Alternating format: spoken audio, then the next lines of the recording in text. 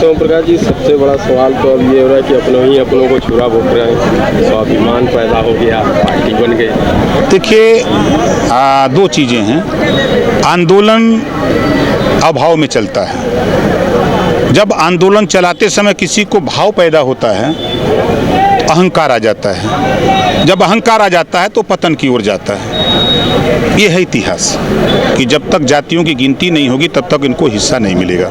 तो फिर दो तरह की शिक्षा देश में क्यों दी जा रही है? अगर आप जेल में एक अपनी जाति से मिल रहे हो तो बरेली का विधायक भी जेल में बंद है, आजम खां जी भी जेल में बंद थे, तो उनसे क्यों नहीं मिलते? आप बताइए, आप जहाँ खड़े हैं, ये जिधर सत्ता उधर, ये हालत है आजमगढ़ में। आप दिखा आजमगढ़ में सावधान यात्रा में विपक्षियों पर जमकर बरसे ओपी राजभर। भारतीय सुहेल देव पार्टी के राष्ट्रीय अध्यक्ष ओम प्रकाश राजभर की सावधान यात्रा इन दिनों पूर्वांचल के दौरे पर। तीसरे दिन सपा मुखिया अखिलेश यादव के गढ़ आजमगढ़ में ओपी राजभर पहुंचे तो कार्यकर्ता स्वागत के लिए उमड़ पड़े।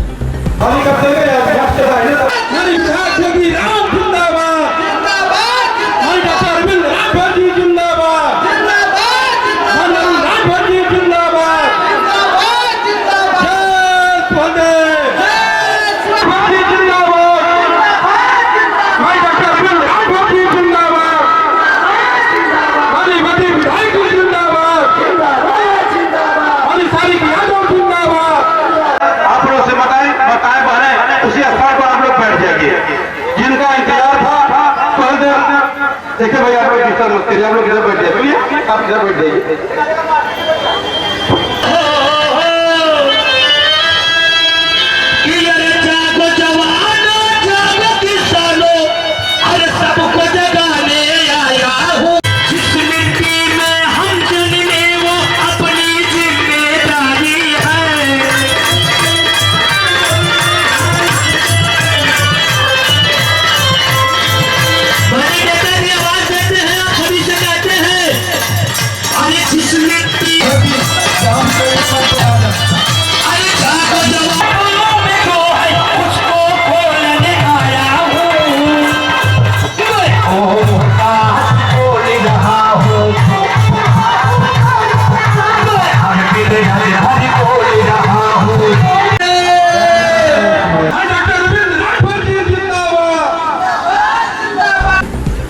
इस दौरान ओपी राजभर ने मीडिया से बातचीत करते हुए अपने ही अपनों को चाकू भोंक रहे हैं और पुराने दरवाजे से संभलने के सवाल पर भी उन्होंने क्या कुछ कहा, पहले यह सुनिए। सोम प्रकाश जी, सबसे बड़ा सवाल तो अब ये हो रहा है कि अपनों को छुरा भोग रहे हैं, स्वाभिमान पैदा हो गया, पार्टी बन गई।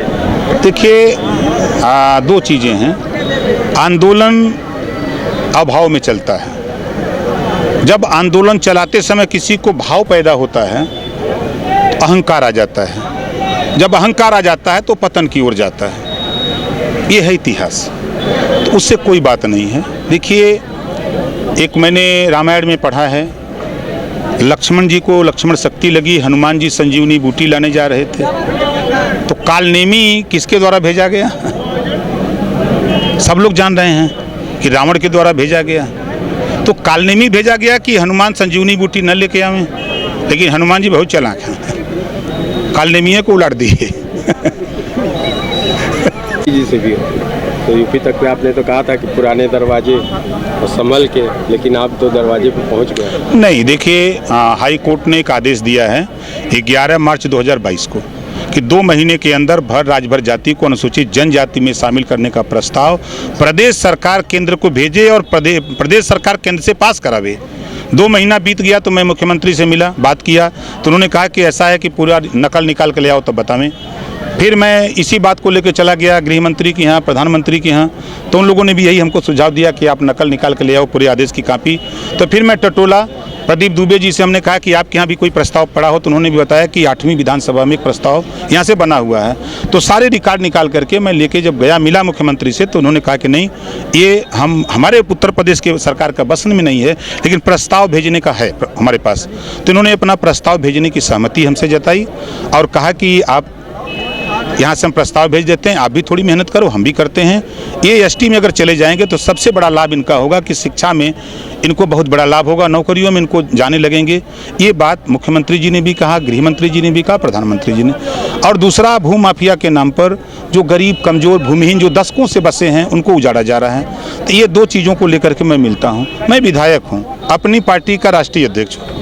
अब इन मुद्दों को लेकर के अगर मैं मिलता हूँ तो तर्क वितर्क लोग करें तो भाई लोगों का करें, लेकिन हम अपना काम कर रहे हैं। हम 25 करोड़ आबादी में जो जातियाँ निवास करती हैं उनको अपने साथ जोड़ने की कवायद में है कि हम तो हमेशा खिलाफे रहते हैं। आपने देखा भी होगा कि 18 महीना में हम इस्तीफा दे के चले आए, है ना। तो अभी तो हम सरकार में नहीं हैं, हम तो एमएलए हैं, विपक्ष में हैं। और मुख्यमंत्री जी ने कहा हमारे सामने प्रमुख सचिव समाज कल्याण, चीफ सेक्रेटरी उत्तर प्रदेश और प्रमुख सचिव मुख्यमंत्री तीनों को बुला करके फाइल चेक कराया और कहा कि देखो ये ओम प्रकाश का मामला, भाई ये अभी नहीं सुनोगे तो तुरंत मीडिया में जाके कहेंगे कि खिलाफ कर रहे हैं। तो इनको देखो, इनका प्रस्ताव हम सहमति हैं, आप लोग इनका प्रस्ताव जल्दी से जल्दी दिल्ली भेज दो। हम भी मेहनत करेंगे, ये भी मेहनत करें, पास हो जाएगा तो दी बेस्ट है। ये उनका कहना है। ताकि अपने समाज को मजबूत करने और आरक्षण के लाभ से वंचितों को न्याय दिलाने के लिए सावधान कर रहे हैं। ओपी राजभर ने तमाम उठ रहे उन सवालों का भी जवाब दिया जिसमें आगामी 24 के चुनाव से लेकर प्रधानमंत्री, गृह मंत्री और मुख्यमंत्री से मुलाकात की चर्चा पर हो, या फिर पार्टी के अंदर चल रहे तूफान को बचाने के मामले में हो, या फिर लग रहे परिवारवाद और पार्टी के सदस्यों के अवहेलना का मामला रहा हो, उसका जमकर जवाब दिया। आपने जो सावधान यात्रा निकाली है उसकी क्या आवश्यकता थी? देखिए, इस देश में बाबा साहब डॉक्टर अम्बेडकर की मौजूदगी में 1931 में जातिवार जनगणना हुई। संविधान में व्यवस्था है कि हर 10 साल पे जातिवार जनगणना होनी चाहिए, लेकिन नहीं हो पा रही है। तो लोगों को जागरूक करने के लिए कि जब तक जातियों की गिनती नहीं होगी तब तक इनको हिस्सा नहीं मिलेगा। दूसरा, जब देश एक है, संविधान एक है, प्रधानमंत्री एक, राष्ट्रपति एक, तो फिर दो तरह की शिक्षा देश में क्यों दी जा रही है? अमीर का बेटा का से कंप्यूटर, गरीब का बेटा का से कबूतर। और जब वही एग्जाम देने जाता है तो गरीब फेल हो जाता है, अमीर पास हो जाता है। तो इस नाते एक समान अनिवार्य और फ्री शिक्षा के लिए हम इनको जागृत कर रहे हैं, सावधान कर रहे हैं कि आपके बीच में कोई नेता आवे तो उससे ये सवाल करो कि आप सत्ता में जब रहते हो तो आप इसको क्यों नहीं कानून बनाते हो?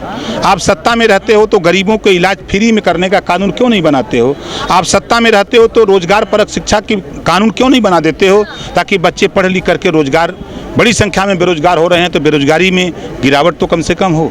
इन सब तमाम चीज़ों को लेकर के हम लोग जनता के बीच में इनको समझा रहे हैं कि आप नेताओं को भी समझाओ, उनको भी सावधान करो कि अगर तुम हमारी बात नहीं मानोगे तो फिर हम देखो सावधान हो गए हैं, तुमको भी सावधान खड़ा कर देंगे। इस बार को सर गढ़ को गढ़ ही बना देने की बात आपने कहा थी, इस संदर्भ में चुनाव आजमगढ़ में जितनी ताकत लगा करके मैंने उपचुनाव में मेहनत किया, 300 नेताओं को लेके 45, 46, 47 डिग्री टेम्परेचर में काम किया, उसके बाद भी नेता को विश्वास नहीं, खाली अपने वोट पर विश्वास है। इसी आजमगढ़ में नेता आते हैं और जेल में बंद माननीय रमाकांत यादव जी से मिलके चले जाते हैं। बगल के जिला जौनपुर में आते हैं और अपनी बिरादरी की तिरही में जाकर मिलके चले जाते हैं। फिरोजाबाद जाते हैं, अपनी बिरादरी की तिरही में चले जाते हैं। तो खाली यादव जी मरते हैं, पंडित जी नहीं मरते, बाबू साहब यादव जी, पटेल जी, राजभर जी, चौहान जी, मुसलमान जी नहीं मरते।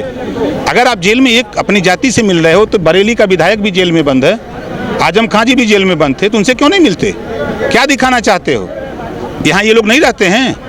आप बताइए, आप जहाँ खड़े हैं, ये जिधर सत्ता उधर, ये हालत है आजमगढ़ में। आप दिखाना अपने, इस नाते हम कहते हैं। कितने दिन से यात्रा शुरू हुई, कितने दिन तक चले? देखिए, 26 सितंबर से लखनऊ से यात्रा शुरू हुई और पहली रैली हम लोगों ने अंबेडकर नगर किया, दूसरा बनारस किया, तीसरा है, और ये 26 सितंबर से लगातार 27 अक्टूबर तक ये चलेगी और गांधी मैदान पटना में 27 अक्टूबर को समापन होगा।